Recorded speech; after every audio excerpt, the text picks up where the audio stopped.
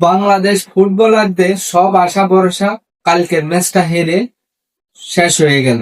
কালকের ম্যাচটা বাংলাদেশের জন্য অতি গুরুত্বপূর্ণ ছিল, কারণ এশিয়ান কাপে খেলতে হলে কালকের ম্যাচটা জিতা অতি গুরুত্বপূর্ণ ছিল। কারণ আপনি যদি এশিয়ান কাপে খেলতে হয়, আপনার টপ টু এ থাকতে হবে, যেখানে বাংলাদেশ টিম এখন সবার নিচে অবস্থান করতেছে। কালকে ভারত আর সিঙ্গাপুরের ম্যাচে ভারত ড্র করে ভারত বর্তমানে বাংলাদেশ টিম থেকে এগিয়ে আছে। তো বাংলাদেশ পিছিয়ে গেল, বাকি তিনটা ম্যাচ জিতলো, বাংলাদেশ ওঠার কোনো সম্ভাবনা নাই।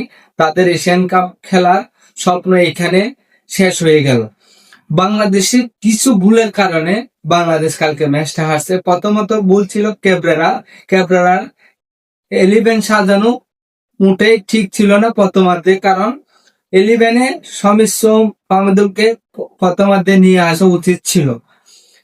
অবশ্য কাবরেরার বিরুদ্ধে বাফুফেকে কঠিন অ্যাকশনে যাইতে হবে, কাবরেরাকে কোচ থেকে প্রত্যাহার করতে হবে, কারণ কাবরেরার যে কোচিং, এতে বাংলাদেশ টিম কখনো আগে বাড়তে পারবেন। ঠিক আছে, তো কাবরেরার ভুলটা দ্বিতীয় কোথায় ছিল দেখেন, আপনি গোলকিপারে